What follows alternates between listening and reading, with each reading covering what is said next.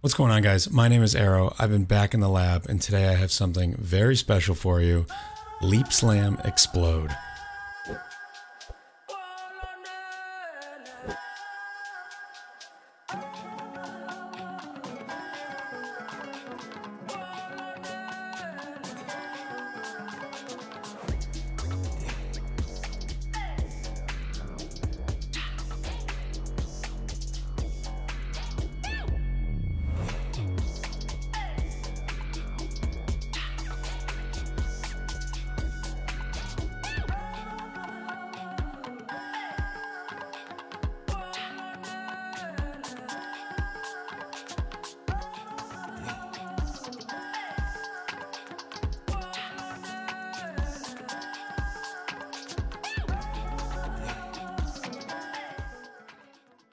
Alright, so first things first, this is not a bosser. This build pretty much can't kill bosses. It can kill map bosses as long as you've been bopping around the map. You have your Val Ancestral War Chiefs up, very easily kills bosses.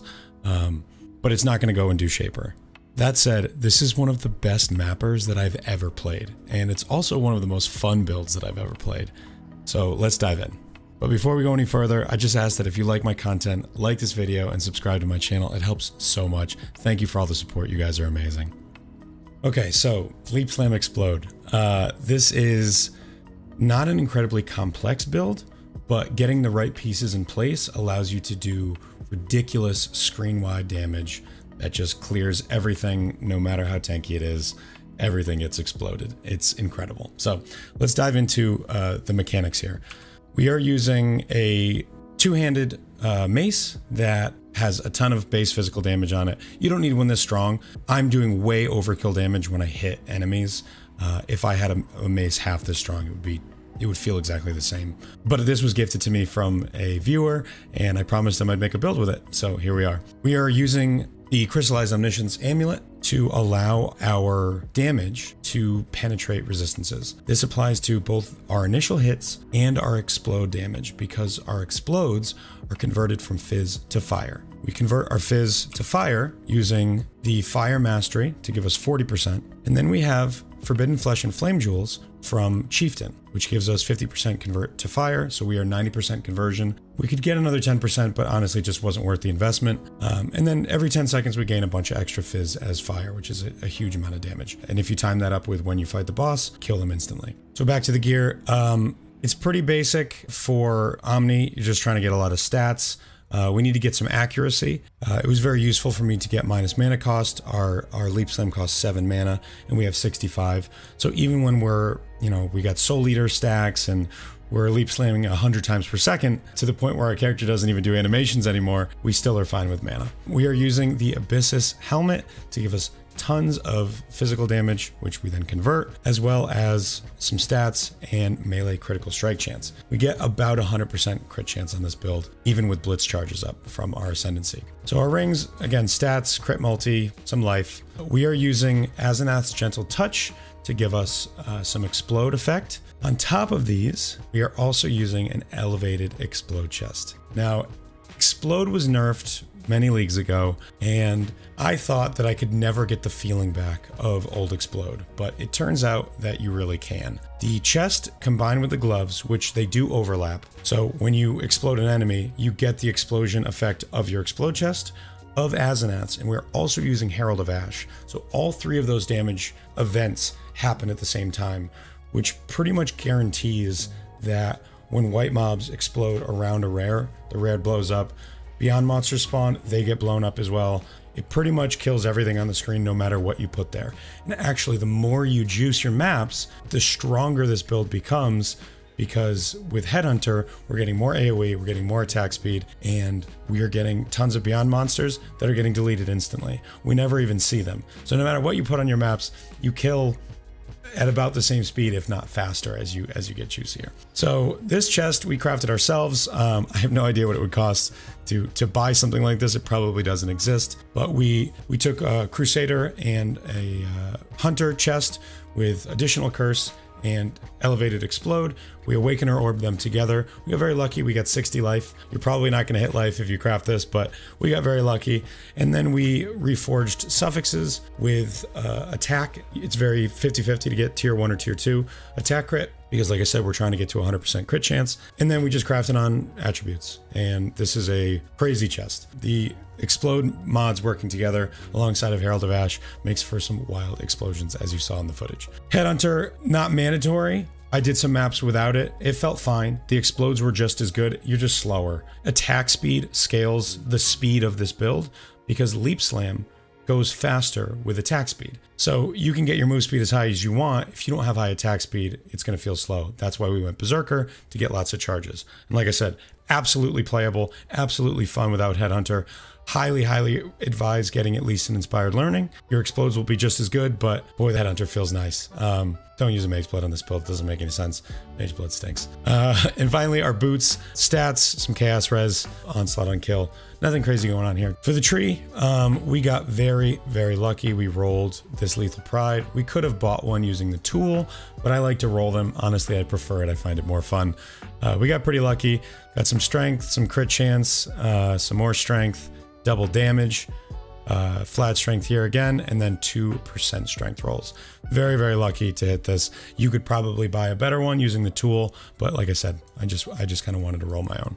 So basically what we're going for here is we get endurance charges to give us some fizz damage reduction wherever we can. We get some life regen as well.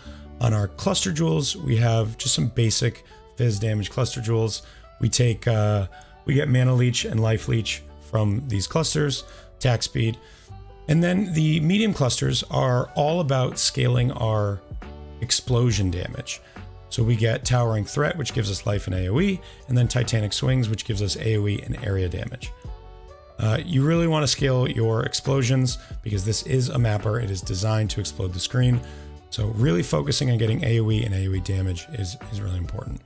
We already talked about the Forbidden Flesh and Flame. Because we're using a mace, we take some mace nodes that have AoE and damage. Some more damage over here. Nothing too crazy. Lots of life. Some stat stacking stuff. We take Champion of the Cause because it's incredibly powerful. Unwavering Stance because we don't get any evasion anywhere, so we might as well have free stun immunity. And that's basically it for the tree. For our Ascendancy, very important to go Berserker because we get tons of attack speed and move speed, which makes this build feel amazing. The first couple of leaps you do when you start a map are going to feel really slow. The second that you hit a couple of packs, you're flying. Even without Headhunter, because the way that Rage works and Blitz Charges works is you have to hit things and kind of get going first to build your charges. So you get Blitz Charges on Critical Strike. You get 20 Blitz Charges almost instantly, which gives you more attack speed. Not increased, more. And then we take Crave the Slaughter for Rage generation as well as Max Rage. And Rite of Ruin triples the effect of our Rage, which is very, very nice. More attack speed, more movement speed. Can't get enough of that on a Leap Slam build. As you saw in the footage, we're super, super fast. Flawless Savagery is just on the way to Blitz, but it's also very nice for us. Multi, crit chance, and fizz damage.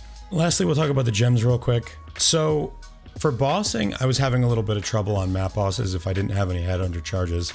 It just didn't feel great. So what I did was put in a 4-link Ancestral Warchief, Val Ancestral Warchief. Link it with melee fizz, LE damage with attacks, and conk effect.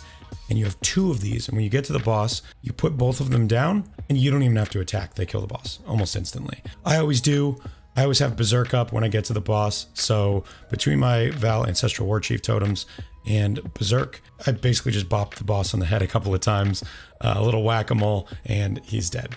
We take Molten Shell because we get a bunch of armor on this build. We have 17k outside of maps, and then we have our FLASKS, which get us up to 33k.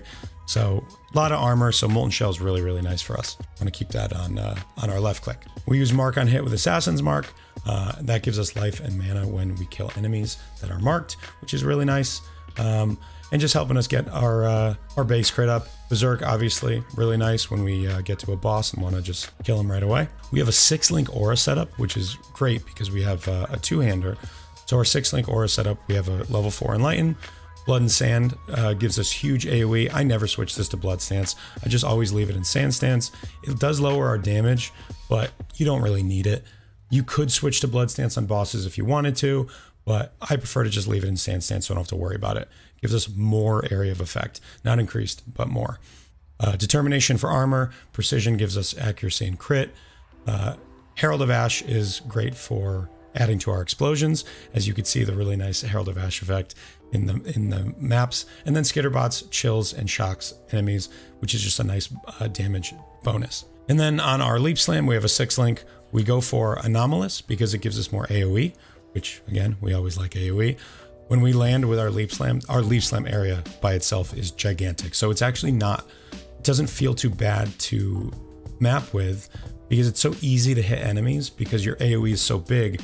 Pretty much if you're anywhere near them when you hit the ground, you're going to hit them and they're going to explode. So it's not clunky at all. I expected it to feel clunky. It does not. So we have LE damage with attacks, inspiration for crit to get our mana cost down, increase critical strikes, increase critical damage, and pulverize. Pulverize is a less attack speed multiplier, which isn't great, but it gives us a ton of area. I actually haven't tested a different link here. Probably could use Awakened Area of Effect or just another damage multiplier, and it would be fine. I didn't do a lot of testing outside of what I actually put into this build because it worked so good the first time. I didn't really feel the need to try other things. But if you build this and you want to test some other things around, maybe dropping Pulverize might be good for the get rid of that less attack speed multiplier. For FLASK, Bottle Faith is really nice for bosses. It just gives us lots of crit and damage taken, and it also gives us life regen, which is nice. Corrupted Blood Flask, Lion's Roar is nice, just more damage and some armor. We have attack speed and move speed on our Quicksilver, and then increased armor and more armor on our Basalt Flask. So just tons of armor, makes us able to tank hits a little bit better from enemies if we ever do take hits, but we rarely do because everything gets blown up. All right, guys, that's going to wrap it up. I just wanted to share this idea that I came up with. This is honestly one of the most fun builds that I've ever played. I highly recommend it. I was starting to make another build after this, and I just kept coming back to this because I wanted to play it more. So much fun. If this is playable next league, I almost certainly am going to play this again. This is one of the best mappers that I have ever played. Like I said, it's not going to kill bosses. I don't even know that it could be changed to kill bosses, but if you go into this knowing this is to clear maps super fast and super effectively, I think you should give it a try. You'll have an absolute blast. So thanks for checking out the video. Like and subscribe. Check me out on Twitch. I'm actually going on vacation, so I won't be around for a couple of days, but I'll be back next week. So thank you so much. As always, take care.